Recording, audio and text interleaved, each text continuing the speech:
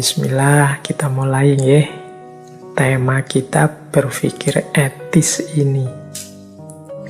Kita awali dari kondisi mental manusia sehubungan dengan berpikir etis atau membuat keputusan etik. Ini sering disebut perkembangan sikap moralnya manusia.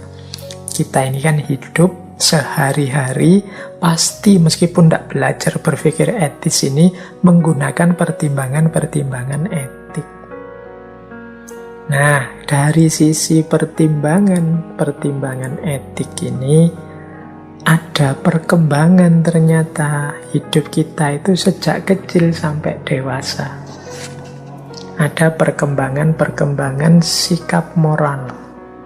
Ada namanya anomi, ada heteronomi, ada sosionomi, dan puncaknya adalah otonomi.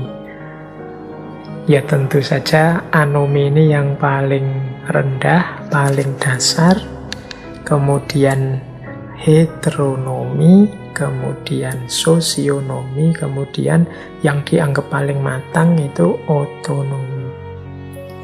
Nah, bagaimana gaya berpikir etik kita, berpikir moral kita? Ada yang anomi.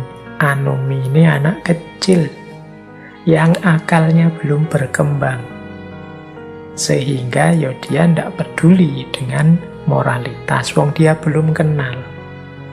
Namanya anomi. Ya pokoknya dia yang dia lakukan suka-suka saja, seneng-seneng dia saja. Jadi dia ingin ke sana, dia ingin kemari, dia ingin melakukan ini, banting itu, dia ingin nyeret ini, dia ingin apapun dia lakukan, ya dia tidak akan peduli dengan pertimbangan-pertimbangan moral. Ini anak-anak kecil yang akalnya belum lengkap. Namanya anomi. Ya semoga kita yang sudah dewasa, sudah akalnya jalan bertahun-tahun ini tidak ada di level ini.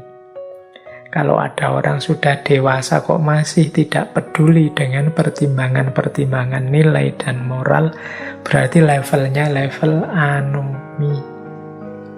Jadi level balita.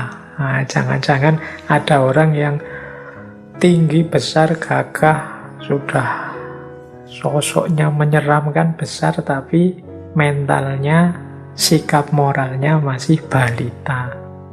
Masih kayak anak kecil, masih anomi.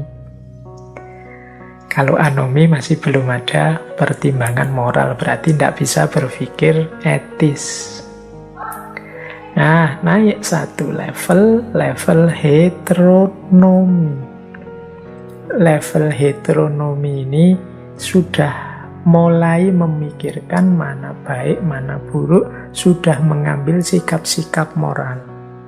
Cuma keputusan-keputusan moralnya bergantung pada yang dia ikuti, otoritas-otoritas yang dia percaya.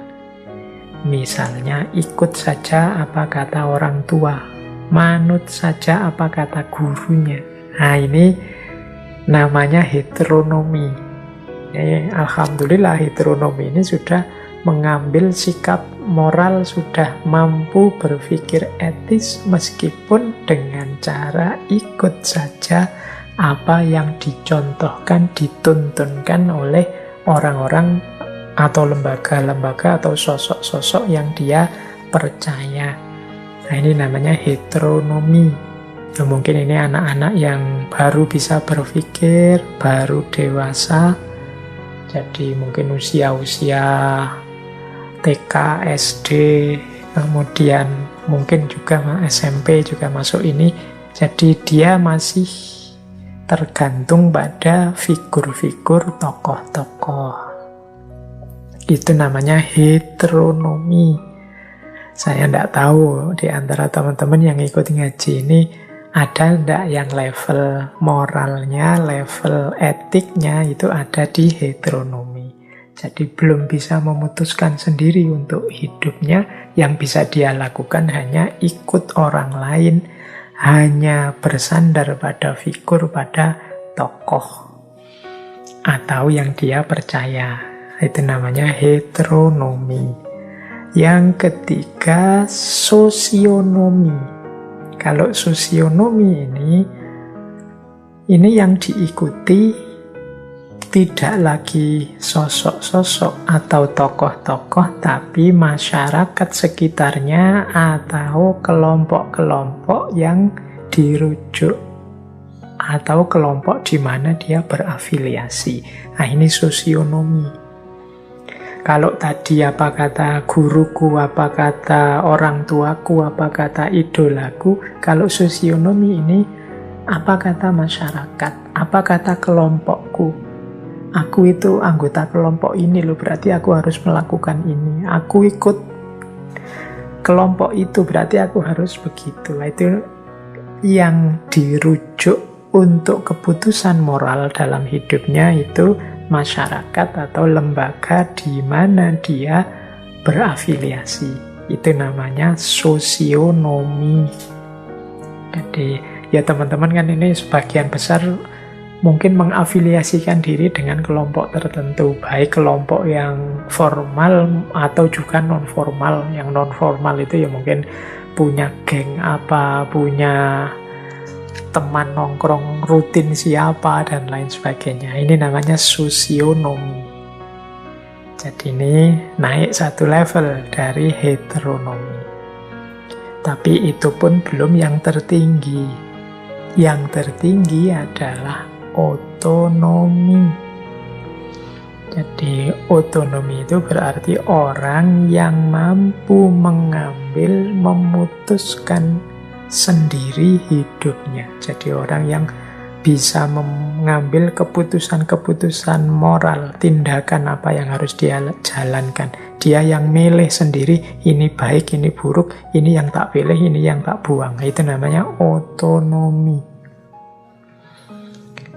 Mungkin teman-teman tanya, orang yang sudah otonom itu apa ndak butuh kelompok, Pak? Ndak butuh figur-figur rujukan, Pak? Kan manusia terbatas. Ya pastinya. Jadi setiap orang sebenarnya ya pasti membanding, mencari, merujuk ke mungkin orang lain yang ahlinya, mungkin kelompok yang dia percaya. Tapi seorang yang otonom itu memposisikan orang yang dia idolakan atau kelompok yang dia idolakan itu hanya sebagai referensi dan rujukan. Keputusannya sepenuhnya ada di tangannya. Nah, ini namanya orang otonom. Aku bisa kok menolak kelompok itu atau menyetujui kelompok itu, tapi aku milih setuju karena menurutku kelompok itu baik dengan alasan 1, 2, 3. Ini namanya orang otonom. Meskipun tetap ikut kelompok itu atau tetap mengidolakan tokoh itu atau figur itu. Sebenarnya aku bisa ndak ngefans sama tokoh itu, tapi aku tetap ngefans. Aku tetap ikut yang dia katakan menurutku benar dengan pertimbangan-pertimbanganku sendiri. Nah, ini namanya orang otonom. Pilihanku sendiri.